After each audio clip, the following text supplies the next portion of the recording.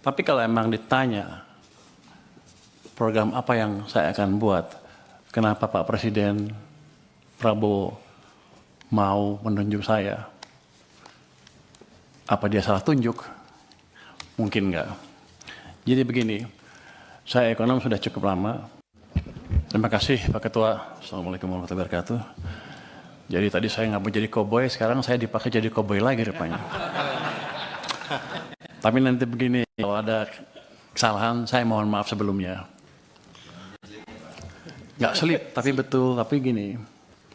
Mungkin beberapa kalangan akan tersinggung dan saya minta maaf kalau ada yang tersinggung. Tapi ini untuk langkah untuk memperbaiki ekonomi kita seperti apa. Jadi saya juga tadi berpikir, kok saya baca pidato aja ini, saya baca, dia baca, dia baca, dia baca. Ini perlombaan membaca kelihatannya. Mungkin salah, saya di bawah rankingnya.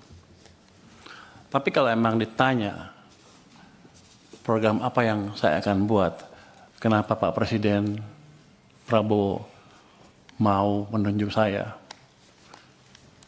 Apa dia salah tunjuk? Mungkin enggak. Jadi begini, saya ekonom sudah cukup lama.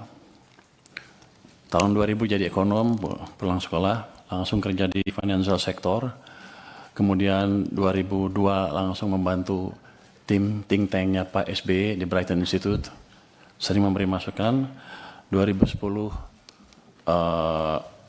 staf khususnya Pak Hatta Rajasa. 2015 masuk ke KSP, membantu Pak Lut, dan memberi masukan ke Pak Jokowi juga ketika sedang susah. Jadi bagaimana manage ekonomi itu bukan barang baru untuk saya. Ini jangan bilang sombong ya. Tapi kan Anda mesti tahu, nanti saya harus meyakinkan bapak-bapak kan. Jadi saya berangkat belajar sebelum krisis 95. Tujuannya saya pikir oke, mungkin saya bisa membantu ekonomi. Tapi sebelum sekolah selesai 1998 krisis, pulang negara udah berantakan pada waktu itu ya. 2000 pertumbuhan mendekati 0, 2001 rendah kan. Habis itu kita bantu ke sana dan waktu itu Pak SBY bisa meningkatkan pertumbuhan sampai mendekati 6% kan. Terus diganti Pak Jokowi. Pak Jokowi pertumbuhannya sedikit di bawah 5% on average. Jadi saya pelajarin dari krisis 1998 salah kita di mana. Kenapa ketika 97-98 negara yang mulai diserang adalah Thailand, Korea dan lain-lain, kenapa yang paling terpuruk kita? Jadi saya pelajari betul apa yang terjadi waktu itu dan bagaimana cara mengatasi krisis kalau terjadi lagi. Jadi ini boleh teori sedikit mas ya, izin. Silakan Pak, Bapak mau ngomong apa saya kasih kebebasan. Oke. Di buku moneter itu ada pemenang Nobel yang bilang bahwa dia mempelajari krisis tahun 1930 di Amerika. Dia bilang waktu itu krisis, mereka debat bunga di nolin kok masih krisis. Rupanya pada waktu itu walaupun suku bunga rendah 0, tapi uang vitamin yang di sistem perekonomian itu negatif. Jadi ekonominya dicekek. Itu sebetulnya yang melandasi teori utama kebijakan moneter. Jadi kalau Anda mau lihat kebijakan moneter, ketat apa longgar, jangan hanya dilihat dari suku bunga. Dia bilang begitu. Lihat laju pertumbuhan uang primer, base money. Jadi dampak kebijakan moneter amat signifikan di perekonomian. Tahun 1997, 98, 97, kita melakukan kesalahan yang fatal. Pada waktu itu, BI menaikkan bunga sampai 60% lebih karena untuk menjaga rupiah. Semua berpikir kita melakukan kebijakan uang ketat. Ya kan? Wah, bunga tinggi perusahaan mana ada yang pinjam. Tapi kalau kita lihat di belakangnya apa yang terjadi? Kita mencetak uang base money itu tumbuhnya 100%. Jadi kebijakannya kacau balau. Mau apa? Mau ketat atau mau longgar?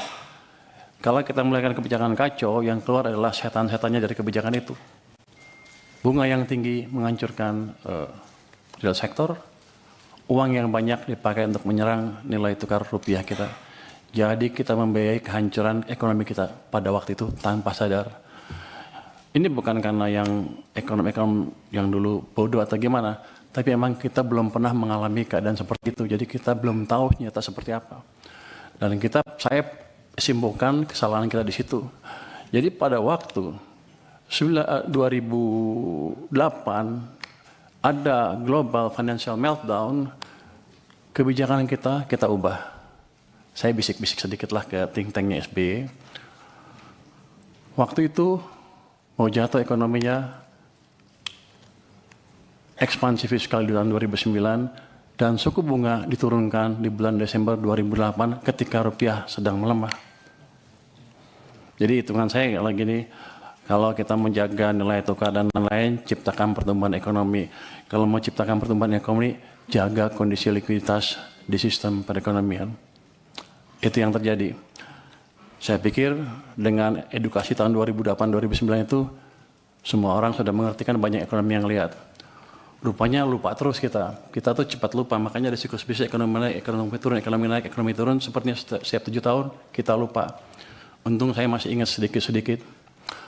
2015 ketika Pak Jokowi ngambil pemerintahan, kondisinya sama. Kebijakan sedang ketat. Saya pindah ke KSP untuk memberi masukan langsung pada waktu itu supaya kebijakannya dirubah. Dan itu kebijakannya dirubah dan kita selamat. Itu jadi pembalikan ekonomi Indonesia bukan terjadi otomatis. Semua karena intervensi kebijakan. Kebetulan Pak Jokowi cukup cepat mengambil langkah. 2020-2021 sama. Pada waktu COVID, semua nyalahin COVID akan menghancurkan ekonomi Indonesia katanya. Bank-bank mulai hampir berguguran. Saya waktu sedang di maritim, asik mancing lah. Saya pikir ngapain mikirin ekonomi lagi, udah pada jago di perekonomian kan. Tapi setelah kita lihat, base money pertumbuhannya berapa di situ? Di bulan Maret 2000, pertumbuhannya minus 15,3%. Minus, artinya ekonomi sedang dicekek padahal bunganya diturunkan. Ini salah kebijakan kita lagi. Jadi ekonominya turun, hampir hancur. Saya dipanggil ke istana, gimana? Ya udah Pak, dibalikin lagi aja. Gimana caranya? Ya udah, BI suruh kurangin penyerapannya ke sistem. Siapa lagi? Tambah uang sistem dari sisi fiskal juga Pak. Gimana caranya?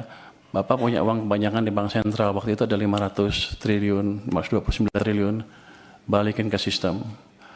Di bulan Maret 2021, Mei 2021, dipindahkan uang sebesar 300 triliun dari BI ke sistem perbankan. Laju pertumbuhan uang naik lagi dari minus ke double digit 11, terus dijaga oleh Bank Sentral juga di atas 20%. Itu yang menyelamatkan ekonomi kita. Nah, saya pikir juga dengan pelajaran sepanjang itu kan, ya udah jago semua lah, ya udah kita santai aja. Gara-gara itu saya ngebantu sektor finansial pada waktu itu, saya dilempar ke LPS dengan tugas selainnya jaga stabilitas di sana. Saya hanya bisa jaga stabilitas. Kita selalu pro pertumbuhannya. Jadi ketika even Bank Sentral naikin bunga, LPS naiknya lambat sekali untuk menjaga supaya ekonominya nggak tumbuh terlalu lambat. Tapi kan instrumennya saya bilang tadi, bunga hanya salah satu. Uangnya seperti apa? Nah, rupanya sejak bulan 2023 bulan pertengahan itu, uang diserap secara bertahap terus ke bawah sampai pertumbuhannya 0 menjelang second half 2024. Jadi itu yang Anda rasakan di ekonomi, melambat dengan signifikan, real sector susah, semuanya susah. Maksudnya keluar tagline Indonesia apa? Gelap, Indonesia apa? kita semua menunjuk ke ini gara-gara global. Padahal ada kebijakan dalam negeri yang salah juga, yang utamanya mengganggu kita karena 90% perekonomian kita didrive oleh domestic demand. Masuki 2025, Januari, Februari, Maret, April, membaik semuanya tiba-tiba, saya pikir udah insaf nih. Pertumbuhan uang sempat mencapai 7% di bulan April. Makanya ketika saya rasakan di bulan April, saya bilang, kita sudah keluar dari krisis, Indonesia akan cerah. Yang saya nggak tahu, Mei jatuh lagi, Juni jatuh, Juli jatuh, Agustus jatuh ke 0%. Jadi periode perlambatan ekonomi yang 2024 gara-gara uang ketat tadi, dipulihkan sedikit, belum pulih penuh, direm lagi ekonominya. Itu dari sisi fiskal dan moneter. BI kita, nggak tahu nih pada marah sama saya nggak habis ini. Nanti tetap traktir ya. Pemerintah karena terlambat membelanjakan anggaran, membelanjakan APBN ya, uangnya kan dari bank sentral. Beliau rajin narik pajak. Nggak apa-apa, masuk ke bank sentral. Kalau dibelanjain lagi, nggak apa-apa. Tapi ini kan nggak. Ditaruh di sana santai-santai. Kering sistemnya. Bank sentral kita juga sama, katanya saya nanti kan penguasa ya. Katanya punya di KSSK boleh menggayat sedikit kan ya. Jadi saya berani ngomong sedikit sekarang. Dulu saya nggak berani karena saya di LPS, wewenang saya nggak sampai sana.